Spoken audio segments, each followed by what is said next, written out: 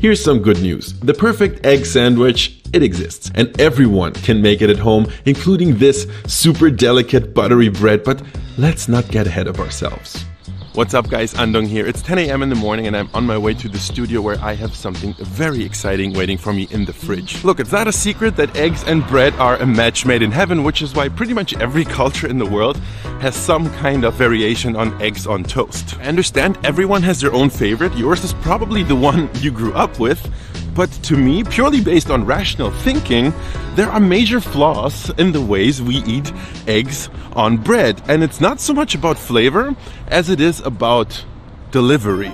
How many times have I myself put some delicious scrambled eggs on toast only to have half of it fall off again as soon as I take a bite? Or how about the increasingly popular poached egg on sourdough? Individually, the components are amazing, but the combination is what I like to call an Instagram food trap. It might look delicious, but let's be real, a poached egg on crusty toast is doomed to cause mayhem on your plate. Don't get me wrong, I think some food can be messy, hell, some food even should be messy. I just think that poached eggs are not one of these dishes. In Germany and other places in Europe, we have a traditional way to eat poached eggs called Eier im Glas, eggs in a glass. You can even add sourdough croutons and herbs to get all of that poached egg goodness without making a huge mess. And that is how you eat poached eggs. But to get back to that perfect egg sandwich, there's actually one place in the world where people have already gotten pretty damn close to perfection, and that is Japan. All over Japan's countless convenience stores, you will find the humble tamago sando. But don't let its low-key appearance fool you. This is the perfect egg delivery vehicle.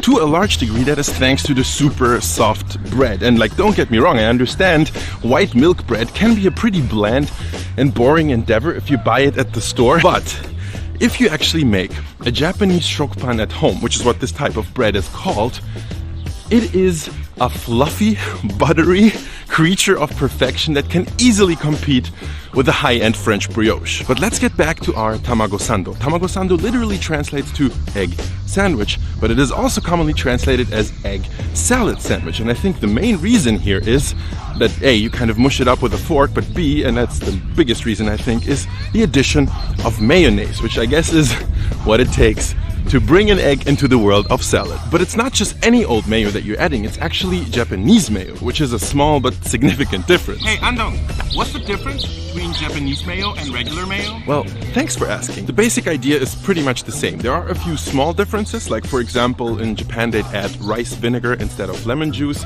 but there's also one big difference, which is the addition of dashi. Dashi is of course that super umami Japanese stock that you might be familiar with from the world of ramen, and I think that adds like an extra layer of umami to Japanese mayo that the Western varieties don't really have. Now the workaround for that would just be adding like a pinch of MSG to store-bought mayo, but that is not what this video is about. We're doing something completely different.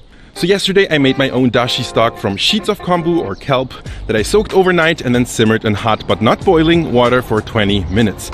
Then I removed the kombu, brought my stock up to the boil and added a cup of katsuobushi, which is dried tuna flakes. And in case you're wondering, yes, that is the kind of stuff I have in my pantry. You can now turn down the heat and wait for the tuna flakes to fully release their aroma around 15 minutes and strain everything to get the super flavorful umami gold. No, I did not just make a shitload of dashi just to add a few drops into some regular mayo or anything, no. Because, let's face it, mayo is the Achilles heel of egg salads. Because a lot of people just don't love mayo. And that made me wonder, do we really have to make hard-boiled eggs only to then say, well, they are too dry now, we have to add mayonnaise to make them creamy again? Or could we maybe just make soft-boiled eggs and then use the creaminess of the yolk as a binder? That sounds like a pretty simple experiment, so I made a batch of 6.5-minute eggs, shocked them in ice water for easy peeling, and then used the good old crush, roll, and underwater peel technique to get perfect, round, clean eggs. Now let's get to the actual experimental part of the video. Yes, I am leaving out the Japanese mayo, but I don't want to give up on that delicious umami flavor from the dashi that I just made. And that's when an idea hit me. I'm sure you're familiar with ramen eggs, right? Those delicious Japanese eggs that you marinate in soy sauce and mirin. Well, I'm basically using the exact same technique, except I'm marinating them in dashi. So yeah, they've been sitting in the fridge overnight. I'm almost at the studio and I'm extremely excited to see if they taste as good as I'm hoping. So here we are. These are the dashi marinated eggs. Visually, not much has changed, but we all know what really matters is what's on the inside. Oh, definitely has a dashi smell. The moment of truth. Let's actually move a bit closer so you can see. And whoa! So the good news is this is exactly the type of egg that I wanted. It's not really a hard-boiled egg, but it's also not a soft-boiled egg. It's right between them. Look, like the center is still a bit gooey. But of course the million-dollar question is, does this taste better than a regular boiled egg?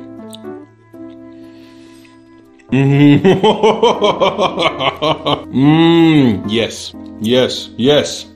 Look, I'm not gonna lie, I was pretty worried this didn't work because unlike, you know, the soy sauce eggs or the ramen eggs where you can clearly see like a ring of infused color and flavor, this one, because of the color of dashi, doesn't really have that. But once you bite into this, like not at the first second, but the longer you chew it, the more you kind of get that very mellow, just an ever so slight hint of fishiness, smokiness, that's clearly from the katsuobushi flakes, and of course a whole lot of umami from those kombu sheets. And there's also a little bit of saltiness because I think I didn't mention that before. I also added a bit of salt to this, so it has a little bit of a brining effect. But this turned out perfectly. It has this subtle, delicate, but very noticeable umami extra something. I'm gonna turn these into an egg salad right now, minus the mayo, but more importantly, we're gonna need some bread. No, let me correct myself. We're gonna need some shokpan. The secret to all fluffy bread is to bind milk or water with a small amount of flour. The resulting gel is called a tangjong or a water roux. It's a way to add more moisture into your dough while keeping it firm enough to handle. You'll find the exact ingredients for this dough in the video description. Aside from the tangjong, this is a pretty straightforward yeasted milk bread. One of the best things about it is its butteriness, but make sure to add the butter after you kneaded the other ingredients for a while for ideal gluten development. By the way, I thought I'd make this dough in a food processor at first, but I ended up kneading it by hand eventually. Go old school. It's more fun this way. After about 10 minutes, we're proofing the dough until it has at least doubled in size. And then on a floured surface, we want to kind of flatten it out and roll it into itself before cradling it into a greased and dusted loaf pan. Mine is a little bit too big, but that's actually okay. These breads can rise quite a lot. Let this double in size again, at least 45 minutes, brush with milk evenly and get this baby into the oven. Bottom rack at 200 Celsius until the bread is puffy and deep golden brown. The hardest part about baking is always the weight, but guys, don't ruin your bread by slicing into it prematurely. Instead, let's keep ourselves busy and distracted. Remember the dashi eggs? Let's pat them dry, slice them lengthwise, and separate our creamy yolks from the egg whites. Let's first work on the yolks, which we're basically just gonna flavor like a mayo, only without the half bottle of oil, you know? Salt, sugar, mustard, a bit of horseradish if you're so inclined, rice vinegar for a mild tang, and a few cracks of pepper. Mash everything together with a fork, and now please tell me, this super creamy substance, does it really need mayo?